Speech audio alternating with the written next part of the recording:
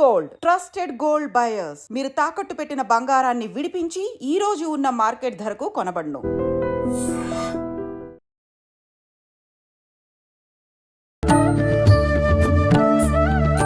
నమస్కారం, welcome to I dream media. ధర్మ మార్గం విత్ విజిత కార్యక్రమానికి స్వాగతం. ప్రస్తుతం మనతో పాటు ఉన్నారు ప్రముఖ ఆధ్యాత్మికవేత్త, లలిత ఉపాసకులు శ్రీ శ్రీ శ్రీ నానాజీ పట్నాయక్ గారు. ఇప్పుడు వారితో మాట్లాడదాం. నమస్కారం గురుగారు. శ్రీమాత్రే నమః. గురుగారు, హనుమాన్ జయంతి రాబోతోంది. అయితే మనకు గత మాసంలో ఒకసారి మనం హనుమాన్ జయంతి జరుపుకున్నాము. మళ్ళీ ఇప్పుడు ఈ మే మాసంలో కూడా హనుమాన్ జయంతి రాబోతోంది. అయితే ఏంటి, 2 సార్లు ఎందుకు జరుపుకుంటున్నాము, దాని వెనకాల ఉన్న ఆంతర్యం ఏంటి, ఆ రోజున మనం ఎటువంటి విధానం ఆచరిస్తే మనకు మంచి జరుగుతుంది తెలియజేయండి. అమ్మ ఇప్పుడు 22వ తేదీ అంటున్నారు, బట్ ఇక్కడ ఏంటంటే ఎప్పుడు వస్తుంది ఎప్పుడు చేసుకుంటున్నాం అనే కంటే కూడా మనం ఆ రోజు ఎంత నిష్టగా చేస్తున్నాము, ఆంజనేయ స్వామి యొక్క ఎనర్జీ ఎలాంటిది, ఆ ఎనర్జీ మన జన్మజాతకంలో ఉన్నటువంటి ప్లానటరీ పొజిషన్కి, ఎలాంటి ప్లానటరీ పొజిషన్స్ ఉన్న వాళ్ళకి ఇంకా మంచి ఫలితాలు వస్తాయని చెప్పి చూసుకుంటే, ఫస్ట్ ఆఫ్ ఆల్ ఏంటంటే ఎవరికైనా సరే కుజుడు గనక పాడైతే వాళ్ళ పర్సనల్ చార్ట్లో వాళ్ళకి ఏ భావంలో కుజుడు ఉంటాయి, ఇప్పుడు ఇందులో మళ్ళీ కుజ దోషం అనేటువంటిది మన వాళ్ళు చూస్తూ ఉంటారు. దానికి చాలా ఎగ్జాంప్షన్స్ ఉన్నాయి. సర్వే త్రికోణనేతారు గ్రహ శుభలప్రదాహ అనేటువంటి శ్లోకం ఉంది పద్ధతి చెప్పినటువంటి. అంటే త్రికోణాధిపతులు శుభులవుతారు. సో మీకు మేషలగ్నానికి లగ్నాధిపతి, కర్కాటక లగ్నానికి లగ్న అష్టమాధిపతి, కర్కాటక లగ్నానికి పంచమ దశమాధిపతి, సింహలగ్నానికి చతుర్థ భాగ్యాధిపతి, అంటే ఉభయ కేంద్ర కోణాధిపత్యాలు అవ్వడం వల్ల బాగా యోగించే కారకుడు అవుతాడు కుజుడు వీళ్ళకి. అదేవిధంగా వృశ్చికానికి లగ్న షష్టమాధిపతి, ధనుర్మీనాలకి ద్వితీయ భాగ్యాధిపతి మరియు పంచమ వ్యయాధిపతి అవుతాడు మీనానికి అయితే, ధనస్సుకి అయితే. అయితే ఇక్కడ ఏంటంటే మనం అర్థం చేసుకోవాల్సింది, ఈ కుజుడు దోషంగా ఉన్నాడు ఏదో అయిపోతుంది అమ్మో నా జీవితం ఇంతే అనేది కాదు. ఈ యొక్క కుజుడు అనేటువంటి దాని ఎనర్జీని నువ్వు ఎలా కంట్రోల్ చేయగలుగుతావు. మంగళుడు అనే ఎనర్జీ పాడైంది నీ జన్మజాతకంలో, దాన్ని కంట్రోల్ చేసేటువంటి భగవత్ స్వరూపం ఎవరు అంటే మనకు శాస్త్రాల్లో చెప్పినటువంటిది ఇప్పుడు మనం మాట్లాడుకుంటున్నటువంటి ఆంజనేయ స్వామి, రుద్రస్వరూపుడు ఆయన, లేదా సుబ్రహ్మణ్యేశ్వర స్వామి. ఇక్కడ జాతచక్రంలో ఒక ప్లానెట్ ఒక దగ్గర ఉంది, అది ఎన్నో అధిపతి ఎందుకు వచ్చింది అక్కడికి, ఎందుకు ఉంది అంటే ఇట్స్ డిపెండ్ ఆన్ యువర్ కర్మ. నువ్వు పూర్వజన్మలో చేసిన కర్మ. ఎవరినో చాలా ఇబ్బంది పెట్టి ఉంటావు పర్టికులర్గా. అంటే ఎగ్జాంపుల్ లగ్నంలోనే ఉన్నాడు అనుకోండి కాసేపు, మనం ఆ వ్యక్తి బాగా స్ట్రెస్ అవుతుంటాడు అంటే ఎవరినో విపరీతంగా స్ట్రెస్ గురి చేసావు. లేదా కుటుంబ స్థానంలో ఉన్నాడు ఉదాహరణకి కుజుడు, అది కూడా పాడవ్వాలి. ఊరికనే ఉండి శుభుడైతే ఏం కాదు, భూముల వల్ల డబ్బులు వస్తాయి. ఇక్కడ పాయింట్ ఏంటంటే కుజుడు ఎక్కడ ఉంటే అక్కడ మనకి బ్యాడ్ చేస్తాడు అనేది కాదు, గుడ్ కూడా చేస్తాడు. ఎలా? ఇప్పుడు చిన్న ఎగ్జాంపుల్ చెప్తా చూడండి. ఇప్పుడు నిప్పు ఉందమ్మా, నిప్పు ఇల్లుని కాలుస్తుంది, అదే నిప్పు నువ్వు వంట వండుకుంటావు. అట్లాగే కుజుడిని ఒక నిప్పు అనుకుందాం కాసేపు, కుజుడు ఒక పవర్ అనుకుందాం కాసేపు. ఆ పవర్ మీకు శుభమైతే ఇట్స్ గుడ్. ఇప్పుడు ఎగ్జాంపుల్ ఒక గన్ పట్టుకున్నటువంటి ఒక ఆర్మీ పర్సన్ ఉన్నటువంటి పవర్ ఇస్ డిఫరెంట్. మన దేశాన్ని కాపాడగలుగుతాడు అదే గన్తో.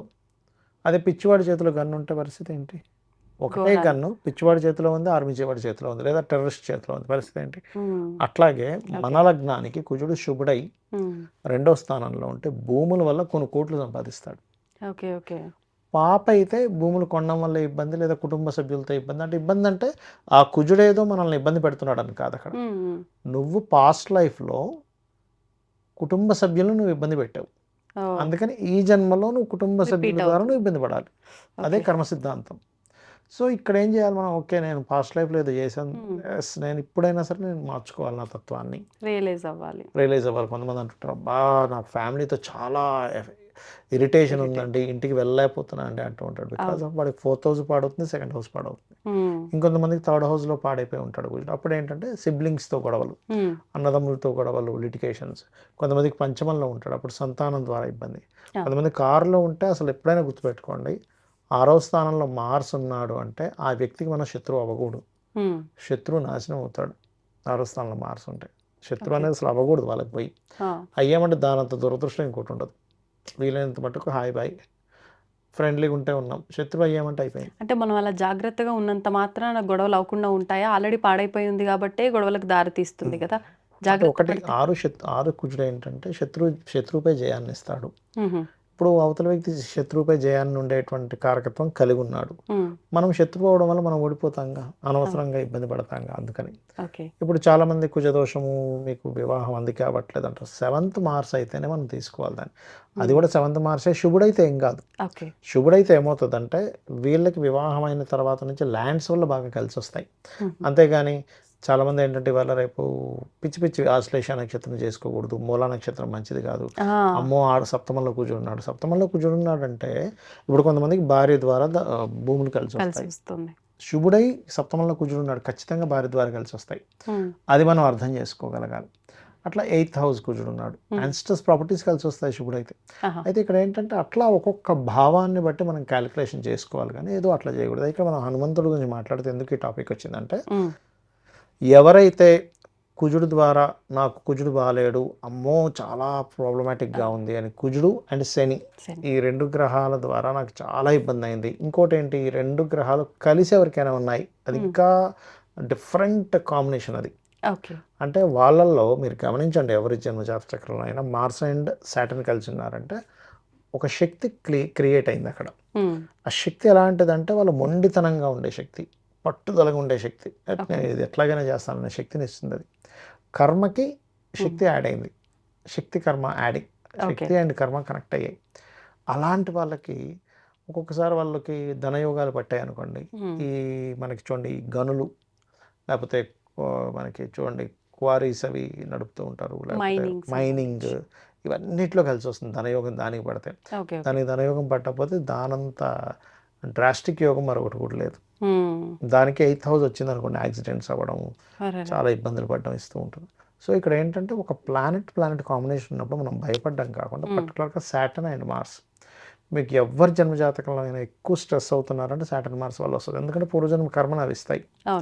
అప్పుడు సింపుల్గా ఆంజనేయ స్వామి రోజు నిత్యం ఆంజనేయ స్వామి యొక్క అష్టోత్తరం చేసుకోవడం, హనుమాన్ చాలీసా చదవడం ఎంత శక్తివంతమైందంటే హనుమాన్ చాలీసా.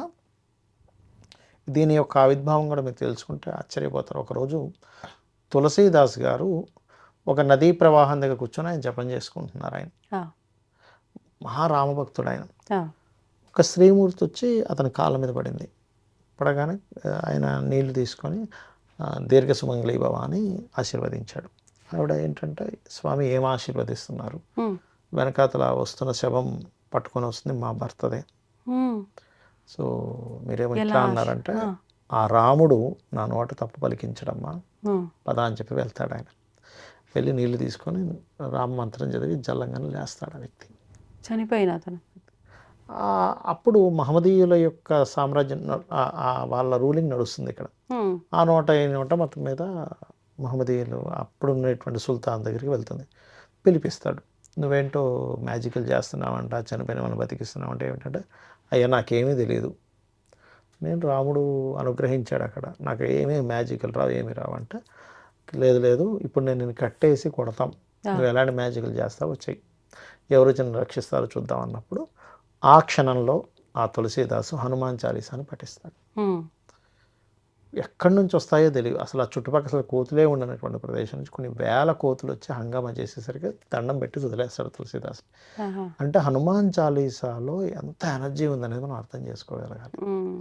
ఎవరైనా నిత్యము కనుక హనుమాన్ చాలీసా చదవగలిగితే, కేవలం ఏదో హనుమాన్ జయంతి రోజు మనం ఏదో జెండా పట్టుకొని తిరిగాము, టెంపుల్కి వెళ్ళిపోయాం, రాముడు పూజ చేసుకున్నాము, ఆంజనేయ స్వామి చేసుకున్నాం, అలా కాదు.